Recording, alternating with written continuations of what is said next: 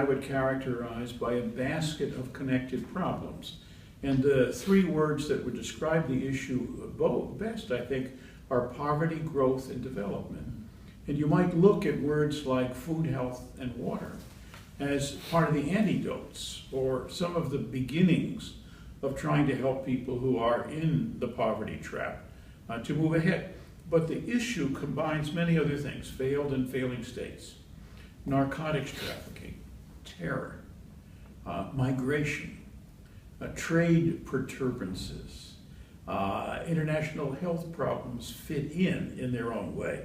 And so this is, put it this way, a seriously interconnected set or web of challenges that are out there where a combination of science, organization, and international collaboration can play a better role.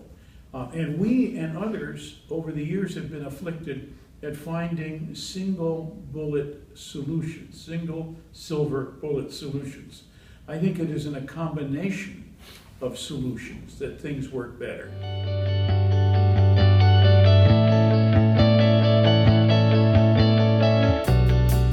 It's important, I think, for us not to see the U.S.-Iranian relationship as an entirely new paradigm in the Middle East, but as a contributing one to balance and stability and security in the Middle East, which ought to be our watchword. We have a very strong sense of long-standing relationships in the Middle East, and they should in every way be buttressed and strengthened in their confidence that the United States will be with them, and that we support goals and openness and fairness and peace and stability in the Middle East.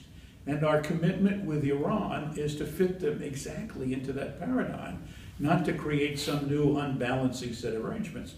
And that will take time. It will take time with Israel. It'll take time with the Gulf states and Saudi Arabia.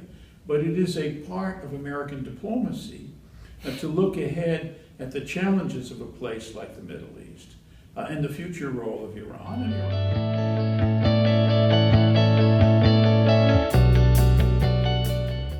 In what way? We had the Prime Minister of Israel speaking to the joint session of American Congress about his opposition to that in his effort to, I think, misplaced, to enlist one party against the other, or had the effect of enlisting one party against the other on a particular arrangement. And in my view, I've been ambassador to Israel.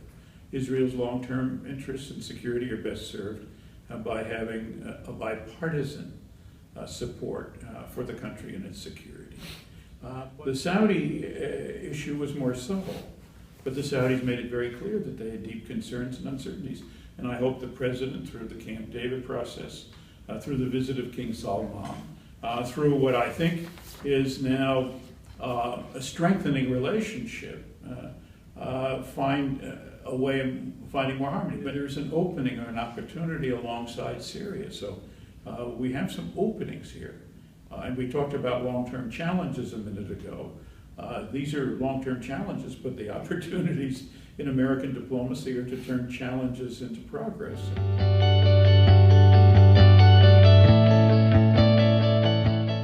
Is President Putin a reliable partner? He seems to believe, in fact, that perhaps based on his own long experience in the old KGB, this is a perfectly permissible way to proceed.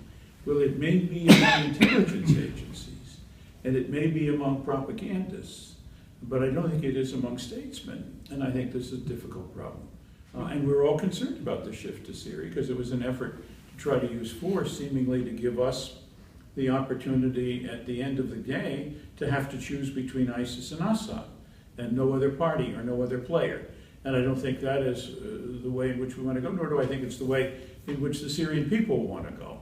It shouldn't lose sight of the fact that Putin stood with us on Iran. We have a lot of cooperation on space. In the Arctic, we have some ups and downs, but I think no fundamentally horrible disagreements. And I think you can go around and pick and choose other places where things are working, and you can find other places where they aren't working. Well, you know, part of the responsibility of big powers and world leaders is to work hard on the win-wins so they can encapsulate the relationship to the point where the lose-loses don't determine the end game.